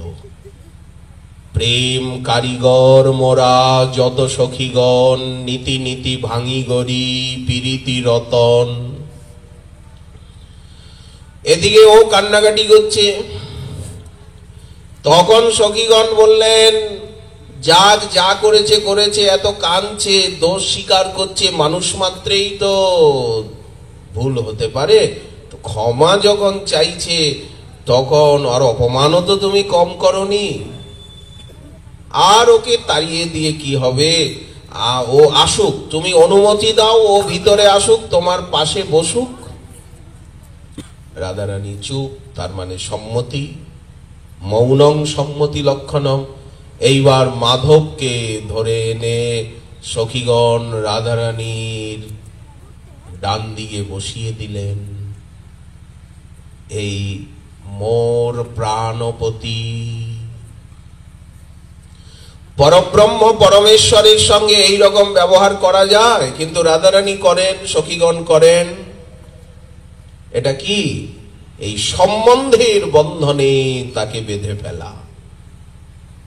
প্রিয়া যদি মান করি করয়ে ভৎসন, বেদস্তুতি, ভাগবতে যে বেণুগীত, গোপীগীত, এখানে তো ভৎস নাই, ভ্রমর গীত, আকুলতা, আবেগ। প্রিয়া যদি মান করি, ভ্রমর গীতিতে ভৎসনা না, গোপী গীতিতে ভৎসনা না, তুমি একটা কীতব। কেউ রাত্রিবেলা ত্যাগ করে ক তজেন নিশি, তুমি এটা কি করলে? তুমি আমাদেরকে প্রাণে মারছ, অস্ত্র দিয়ে মারাই কি মারা? চোখের দ্বারা, নয়নের দ্বারা, চোখের দ্বারা বধ কি বধ নয়? নে হ কিং বধ হ। তো গাল দিচ্ছেন তো রাধারানী, ব্রজাঙ্গনাগণ। প্রিয়া যদি মান করি করয়ে ভৎসন, বেদস্তুতি হইতে তাহে হরে মোর মন। এই সম্বন্ধের বন্ধনে যারা তাকে বাঁধেন, যাদের ভক্তি রাগানুগা, মাধুর্যময়ী ভক্তি, তাদের কাছেই পরতত্ত্ব স্বয়ং ভগবান রূপে প্রকাশ পায়। ওদের কাছে ব্রহ্ম, এদের কাছে পরমাত্মা, এদের কাছে ভগবান, আর এদের কাছে স্বয়ং ভগবান। সাধনার বশে ব্রহ্ম, পরমাত্মা, ভগবান, এই ত্রিবিধ প্রকাশে। তো ঠাকুর মহাশয় যে পরতত্ত্বের আরাধক, যে ভাবের আরাধক, উনি স্বয়ং ভগবানের আরাধক। ব্রহ্মের নয়, পরমাত্মার নয়, ভগবানেরও নয়। ঈশ্বরের তত্ত্ব যত, তাহা বা কহিব কত। উনি কৃষ্ণ তত্ত্ব বলেছেন ওনার গ্রন্থে, কৃষ্ণেরই কথা বলেছেন। তো কৃষ্ণের যে মহিমা, ভাগবতে ব্রহ্মা এলেন ব্রহ্মমোহন লীলায়, ত্রয়োদশ অধ্যায়ে, দশম স্কন্ধে। উনি এসেছিলেন পৌগণ্ড লীলা কালে, গোচারণ করছেন শ্রীকৃষ্ণ। ওই যে বন ভোজন করছেন, সখার এঠো খাচ্ছে, ঘাসের মাঠে বাছুর গুলো চড়ছে। তখন শ্রীকৃষ্ণের বয়স অল্প, গাই চড়াচ্ছিলেন না, বাছুর চড়াচ্ছেন। অগণিত সাদা বাছুর, এই লাল বাছুর, কালো বাছুর, বাছুরই বাছুর, হাজার হাজার, লক্ষ লক্ষ বাছুর। সুখদেব বললেন অসংখ্যাতই, কৃষ্ণ বৎসৈর অসংখ্যাতই। আর অগণিত সখা, ছোট ছোট বালক। শ্রীকৃষ্ণ পশুপাঙ্গজ, মৃদুপদ। সেখানে ব্রহ্মা এসে অনন্ত নারায়ণ দেখলেন। ব্রহ্মা ওদেরকে আপাতত সরালেন, মায়াসজ্জায় শায়িত করলেন। এটা লীলা শক্তিরই প্রেরণা। কিন্তু শ্রীকৃষ্ণ নিজেই অসংখ্য গোপবালক, গোবৎস হয়ে 1 বছর লীলা করলেন। পরে যখন ব্রহ্মা ত্রুটিকাল পরে বৃন্দাবনের গগনে এসেছেন হংসবাহন, হঠাৎ তাকিয়ে দেখছেন অগণিত নারায়ণ মূর্তি। কে এরা? আমি যাদেরকে মায়াসজ্জায় শায়িত করে রেখেছি, এরাই বা কে? আর ওনার সঙ্গে যারা, তারাই বা কে? একবার ওদিকে তাকান, একবার এদিকে। নির্ণয় করতে পারছিলেন না, দুটোই দেখছিলেন, দুদলই দেখছিলেন। হঠাৎ দেখলেন অনন্ত নারায়ণ মূর্তি। বাছুরগুলো নারায়ণ, তাদের কান নারায়ণ, গলার ঘণ্টিটা পর্যন্ত নারায়ণ, সখাগুলি নারায়ণ, তাদের হাতের পাচনিটা নারায়ণ, শৃঙ্গাটা নারায়ণ, সব কিছু নারায়ণ। আবার এক একজনের ভিতরে দেখছেন অগণিত নারায়ণ। অনন্ত কোটি ব্রহ্মাণ্ডের ঐশ্বর্য, শক্তিবর্গ, সব কিছু। একটি নারায়ণকে দেখে ওনার অভ্যাস। তিনি হচ্ছেন ওনার পিতা গর্ভদ গোসাই মহাবিষ্ণু। এখানে দেখছেন অনন্ত কোটি নারায়ণ। একটা ছোট ব্রহ্মাণ্ডের উনি পরিচালক চতুর্মুখ। এখানে দেখছেন অনন্ত কোটি ব্রহ্মাণ্ডের ঐশ্বর্য। সহ্য করতে পারেন? আর ওনার ইন্দ্রিয় নিতে পারছে না ইন্দ্রিয়াধিপতি ঋষিকেশের ঐশ্বর্য। উনি মূর্ছিত হয়ে হাঁসের পিঠে পড়ে গেলেন। সাদা ধপধপ করছে হাঁস, আর ওনার চেহারা লাল রক্তবর্ণ, চতুর্মুখ, হাঁসের পিঠে মূর্ছা। যখন ওনার মূর্ছা ভাঙল তখন উনি দেখছেন একা কৃষ্ণ, কেউ নাই, একটা সখা নেই, একটা গোবৎস নেই। স্বভাব সুন্দর বৃন্দাবন, সেখানে শ্যামলিমার রাজ্য, নীল যমুনা প্রবাহিত হচ্ছেন, কলকণ্ঠ বিহঙ্গম কুলের কাকলি, পুষ্পগন্ধবাহী সমীরণ, ফুলের রেণু বাতাসে উঠছে, পক্ষীকুলের কলকণ্ঠ কলতান কানে ভেসে আসে। হিংসা নেই, দেখছেন বৃন্দাবনে হিংসা নেই, ময়ূর সর্প একসঙ্গে খেলা করছে। তত্রদ্বহৎ পশুপ বংশ শিশুত্ব নাট্যম, যমুনার বিজন পার, সেখানে বৃক্ষমূলে নন্দনন্দন একা দাঁড়িয়ে রয়েছেন। দাদা বলাইও সঙ্গে নেই, কোনো সখা নেই। আকাশের থেকে উনি দেখছেন যমুনা বইছে খরতর বেগে, কলকল্লোলিনী। তত্রদ্বহৎ পশুপ বংশ শিশুত্ব নাট্যং ব্রহ্মদ্বয়ং পরমনন্তম অগাধ বোধম, বৎসান সখী নিব পুরা পরিত সপানি কবল পরমষ্টচষ্ট। হাতে দেখছেন লাল টুকটুকে গোবিন্দের হাতে দই মাখা অন্নের গ্রাস, সেইটাই মাঝে মাঝে মুখে দিচ্ছেন। মুখেও দেখছেন লাল টুকটুকে ঠোঁট দুটোর ভিতরে দই ভাত লেগে রয়েছে, হাতেও দই ভাত, আর ফাঁকে ফাঁকে রয়েছে আচার আঙুলের। একবার একটু ওই দই ভাত মুখে দিচ্ছেন লাল টুকটুকে জিহ্বায়, আবার আচারটা একটু লাগিয়ে চাটছেন, চারিদিকে তাকাচ্ছেন, শান্ত শিশুর দৃষ্টি। ব্রহ্মা ভাবছেন ইনি কি অনন্ত কোটি নারায়ণের জনক স্রষ্টা, ইনি কি অখণ্ড অদ্বয় পরব্রহ্ম, আমার কাছে ইনি শিশুলীলা করছেন। তাড়াতাড়ি হাঁসের পিঠের থেকে উনি বৃন্দাবনের বসুন্ধরায় অবতরণ করলেন, দণ্ডবোধ করলেন। সর্বত্র কৃষ্ণের চরণ চিহ্ন, কৃষ্ণের চরণ ধূলি, ধীর পদক্ষেপে এগিয়ে গেলেন, সাষ্টাঙ্গে দণ্ডবোধ হয়ে পড়েছেন।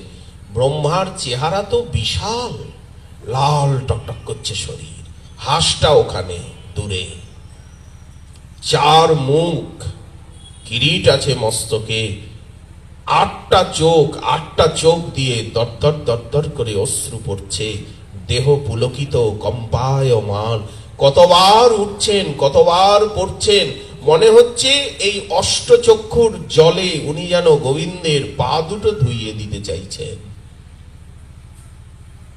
দৃष्ट्वा তরেণ নিজ ধোরনত অবতীর্য, পৃথাং বপু কনক দণ্ডমিবাভিনিপত্য, স্পৃষ্টা চতুর্মুকুট কোটিভিরঙ্ঘ্রি যুগ্মম, নত্তা মুদাশ্রু সুজলই কৃতাভিষেকম। একেবারে পাগলের মতো, চারদিকে তো মাথা চারটে, এই মাথায় প্রণাম করেন, ওই মস্তকে, আর বারবার উঠছেন বারবার পড়ছেন, বারবার উঠছেন বারবার পড়ছেন। ব্রহ্মা হারিয়ে ফেললেন, আমি না তোমার গর্ভগত সন্তান? গর্ভস্থ শিশুর হস্তপদ বিক্ষেপ যেমন মাতার কাছে আনন্দদায়কই হয়ে থাকে, তেমনি আমি যে চপলতা করলাম তোমার কাছে, হে মৃদুপদ, হে পশুপাঙ্গজ, হে বেত্র বিষাণ বেণু দলশ্রিক, হে গুঞ্জামালা বিভূষণ গুঞ্জাবতংশ, হে বন্যস্রজ, তোমার এই ছোট ছোট চরণকে বারবার আমার বন্দনা করতে ইচ্ছা হচ্ছে। হে পশুপাঙ্গজ, আমি তো গর্ভস্থ সন্তান।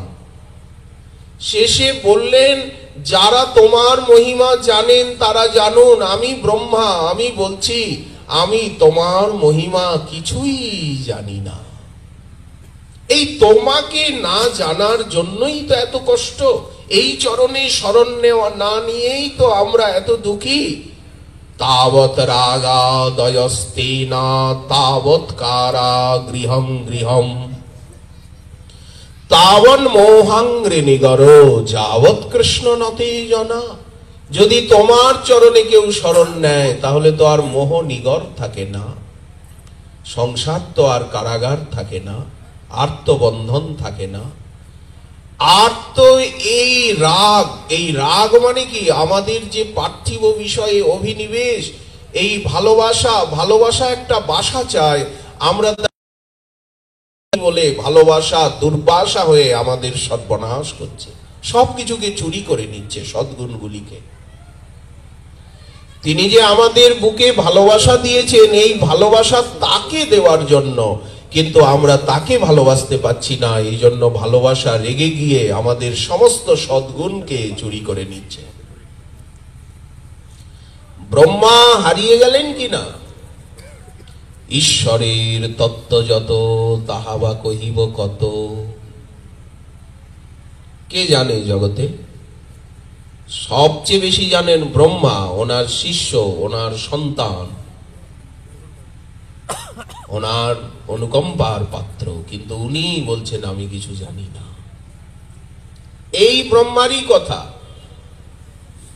যখন শ্রীকৃষ্ণ দ্বারকায় লীলা করছেন, একদিন ব্রহ্মা দর্শনে এলেন।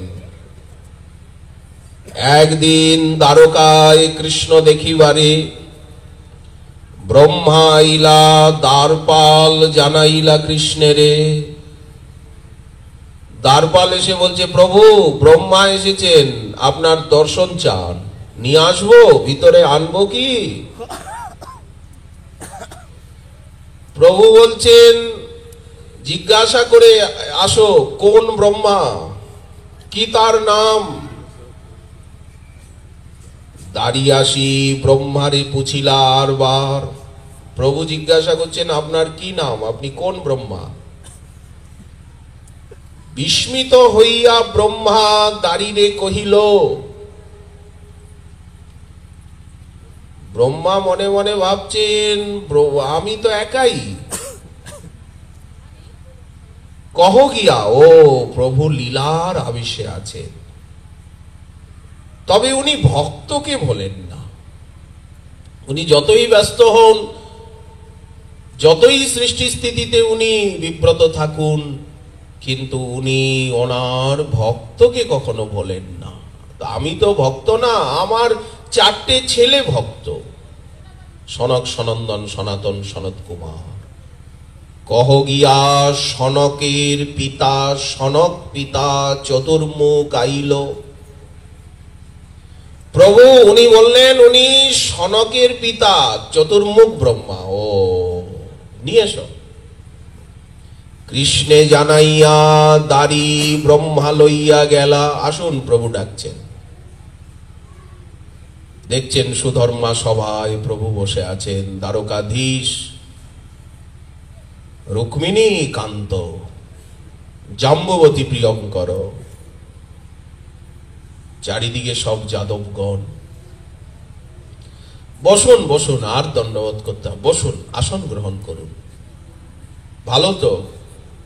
প্রভু তারে মান্য করি বার্তা পুছিল। সম্মান করা তো প্রভুর স্বভাব। কি লাগি তোমার ইহা আগমন হইল? কি জন্য এখানে এলেন ব্রহ্মাজি? ব্রহ্মা কহে, তাহা পাছে করিমু নিবেদন। মোর এক সংশয় হয় মনে, করহ ছেদন। আমার মনে একটা সংশয়।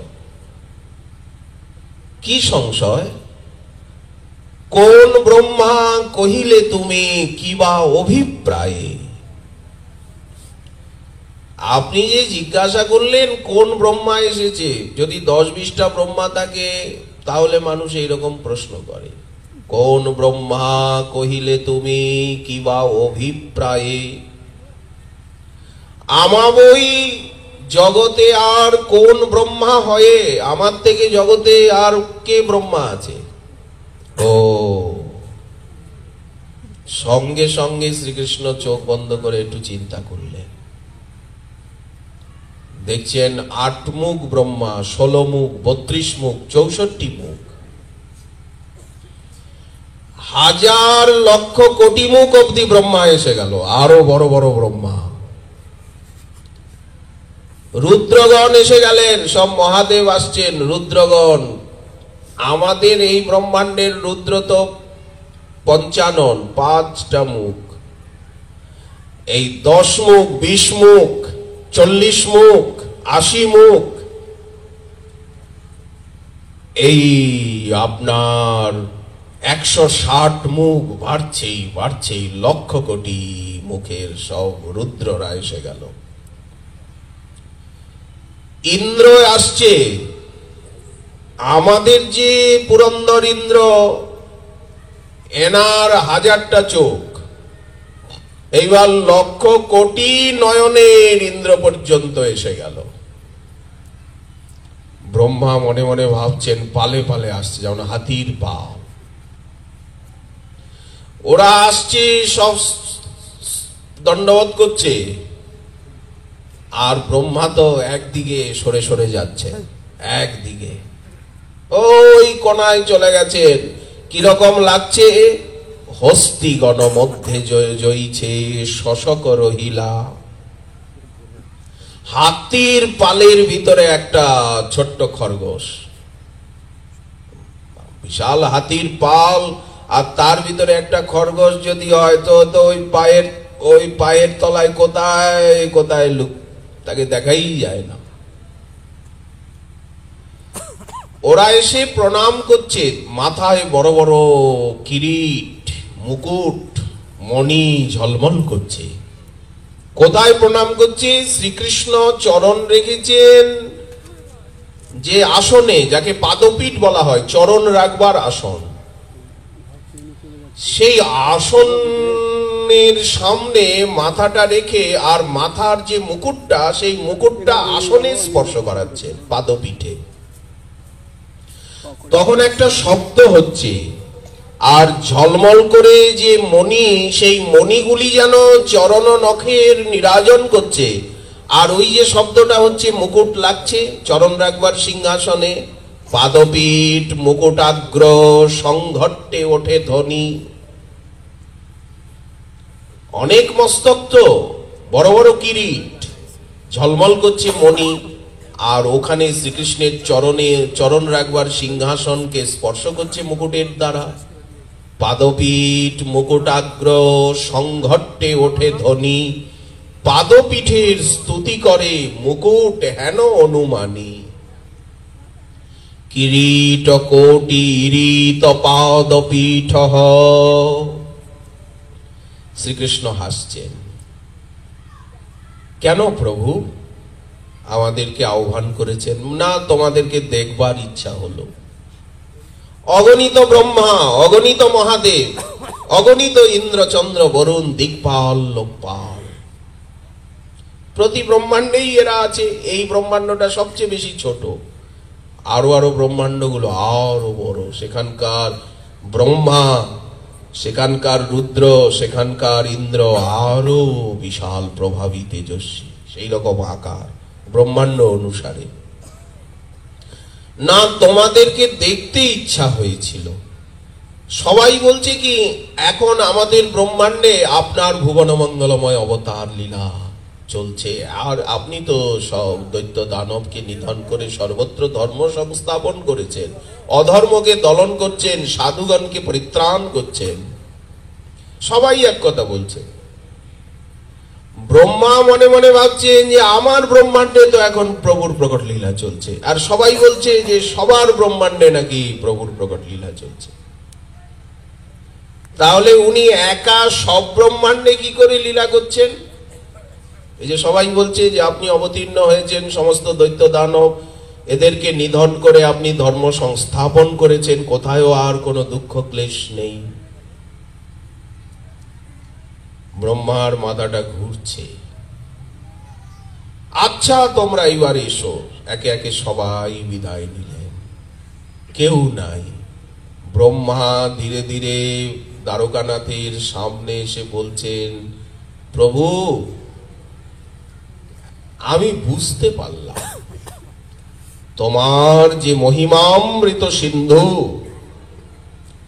তোমার যে ঐশ্বর্যামৃত সিন্ধু, ওনার স্বরূপ সিন্ধু, স্বরূপেও উনি মহাসিন্ধু, ঐশ্বর্যেরও মহাসিন্ধু, আবার মাধুর্যেরও মহাসিন্ধু।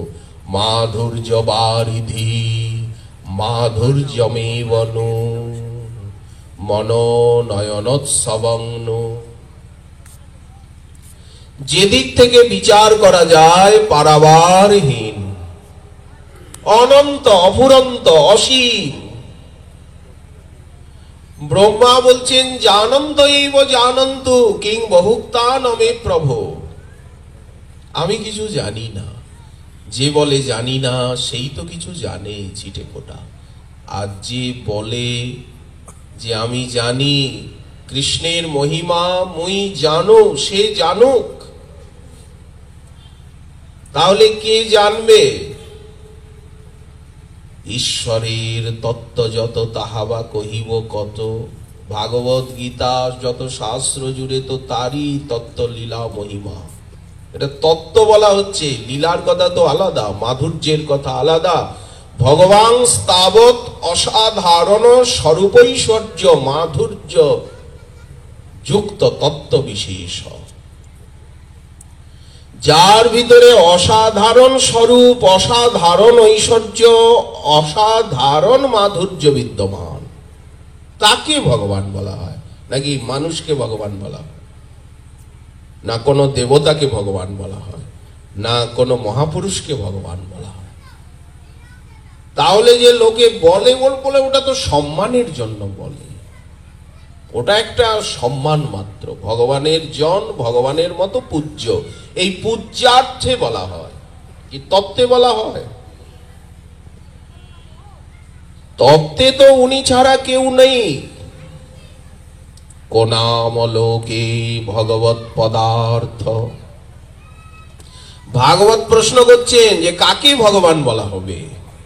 কি ব্রহ্মাকে, না ইন্দ্রকে, না দেবতাকে, না মুনি ঋষিকে? বলে না, কোনামলোকে ভগবৎ পদার্থ। তাহলে কে তাকে জানতে পারেন, বুঝতে পারেন? ভজেত তৎপাদ সরোজগন্ধম অমায়য়া অনুবৃত্তা সবেদ ধাতু পদবীম পরস্য দুরন্ত বীর্যস্য রথাঙ্গ পানে যো মায়য়া সন্ততয়ানুবৃত্তা ভজেত তৎপাদ সরোজগন্ধম। যারা নিষ্কপট নিশ্চল ভাবে তার উপাসনা করেন, আরাধনা করেন, আরাধনা করতে হবে, উপাসনা করতে হবে, তবে তাকে জানা যাবে, তা না হলে জানা যাবে না। যেমন সব জায়গায় আগুন আছে, কিন্তু দেশলাইয়ের ভিতরে আগুন আছে, কিন্তু দেশলাইয়ের কাঠিটা বের করে তো ঘর্ষণ করতে হবে এভাবে, তবে তো আগুন জ্বলবে। গ্যাস লাইটের ভিতরে আগুন আছে, কিন্তু না টিপলে গ্যাস লাইটের আগুন বেরোবে। তেমনি দুধের ভিতরে ঘি আছে, ক্রিম আছে, কিন্তু একটা উপযুক্ত পদ্ধতি অবলম্বন না করলে তো দুধের থেকে ঘি বেরোয় না, ক্রিম বেরোয় না। আখের ভিতরে রস আছে, চিনি আছে, শর্করা আছে, গুড় আছে। একটা আখ ইক্ষুদণ্ড, ওর ভিতরে গুড় আছে, চিনি আছে, কিন্তু ওকে তো বের করতে হবে উপযুক্ত প্রক্রিয়ায়। তেমনি সেই পরতত্ত্ব যৎস্যাৎ সর্বত্র সর্বদা, সব জায়গায় আছেন, সর্বত্র আছেন, কিন্তু সাধনার দ্বারা তিনি প্রকটিত হন। ঈশ্বরের তত্ত্ব যত তাহাবা কহিব কত। অনন্ত অপার কেবা জানে। যে লীলায় যান, ভগবান রামচন্দ্রের কথা বলতে গিয়ে তার উপাসনা যারা করছেন হারিয়ে যান রঘুনাথকে। হনুমান হারিয়ে গেলেন, বলছেন আমি জানকীনাথের থেকে, রঘুনাথের থেকে মনটাকে সরাতে পারছি না। হারিয়ে গেলেন কিনা? যারা কৃষ্ণ উপাসক শ্রীকৃষ্ণে গিয়ে হারিয়ে গেলেন। কৃষ্ণাদন্যক্য লতাসু প্রেমদপি ভবতি। যারা রাধারানীর আরাধনা করছেন তারা হারিয়ে যাচ্ছেন। ততঃ মম গতির নান্যৎ কাপি, গতির মম ন অস্তি কাপি।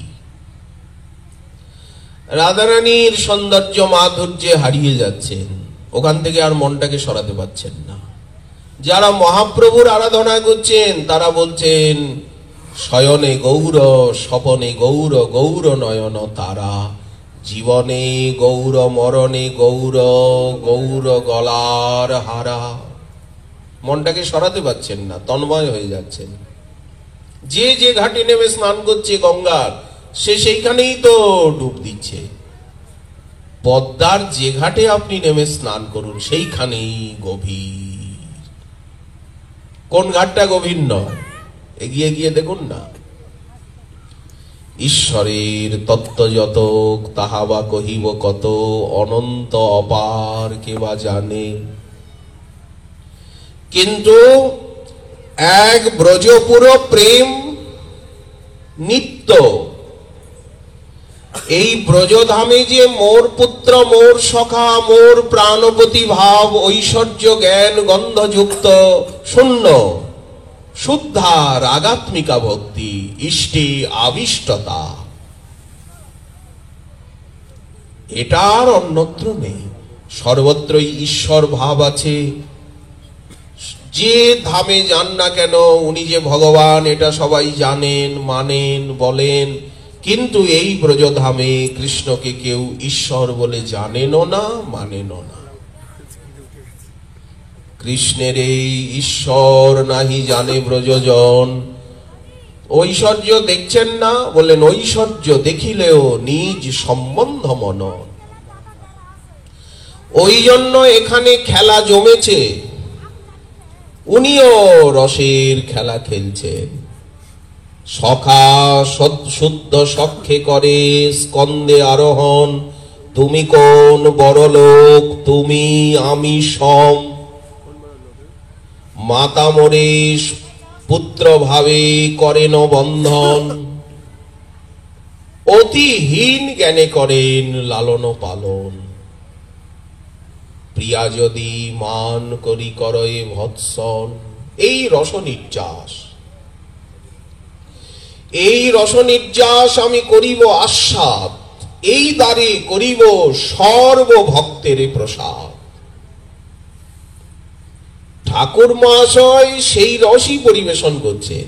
উনি মহাপ্রভুর যুগের আচার্য, উনি তো রাধা মাধবের আরাধক। রাধা কৃষ্ণ প্রাণমর যুগল কিশোর, জীবনে মরণে গতি আর নাহি মোর। তো উনি ব্রজপ্রেমের কথা বলছেন। এক ব্রজপুর প্রেম নিত্য, ব্রজধাম নিত্য, ব্রজপরিকর ব্রজলীলা নিত্য, আর ব্রজপুরের প্রেম নিত্য। এই সে পরম তত্ত্ব বা পরম সত্য। ভজ তারে, সেই ব্রজপ্রেম লাভ করতে হবে। আজ কি করলে বৃন্দাবনের প্রেম লাভ হয়? রাধা মাধবের চরণে প্রেম লাভ হয়। কি করলে? রাধারানীর চরণ পাবো, রাধা রমণের, রাধা ব্রজমোহনের চরণ কি করলে পাবো? রাধা মোহনের বললেন অনুরাগে যদি ভজন করি তাহলে পাবো। ভজ তারে অনুরাগ মনে। ব্রজপুর প্রেম নিত্য, এই সে পরম তত্ত্ব বা এই সে পরম সত্য। ভজ তারে অনুরাগ মনে। অনুরাগীর ভজন করতে হবে। প্রেম ভক্তি চন্দ্রিকায় ছত্রে ছত্রে প্রতি ত্রিপদীতে সেই অনুরাগের ভজনেরই চিত্র। অনুরাগে ভজ সদা, প্রেম ভাবে লীলা কথা। কতবার অনুরাগ শব্দটি প্রয়োগ করেছেন। আর যত হৃদয়ের শুল, অনুরাগে ভজ সদা। ভজতারে অনুরাগ মনে। ভালোবাসার ভজন, সম্বন্ধের ভজন, প্রীতির ভজন, ভজনীয়ের। ভজনীয় কে? ভজনীয় রাধা মাধব, রাধা ব্রজমোহন, রাধা মোহন, রাধা সর্বস্ব, রাধা লোচনানন্দ, রাধিকা প্রাণবন্ধু, তারই ভজন। ভজতারে অনুরাগ মনে। শ্রীমান মহাপ্রভুর কৃপা হলে, শ্রী রঘুনাথ জিউর কৃপা হলে, ভগবতী জনকনন্দিনী এবং হনুমন্ত লাল জিউর কৃপা হলে, আপনাদের আশীর্বাদ হলে, আপনাদের চরণ বন্দনা করি, বারবার আপনাদের চরণে প্রণাম জানাই। আবার আগামীকাল আবার 7:30 8টাই ঠিক সময়। 7টার থেকে কীর্তন আরম্ভ হন, 8টাই ঠিক সময়। আপনারা আগে এসে যে প্রতি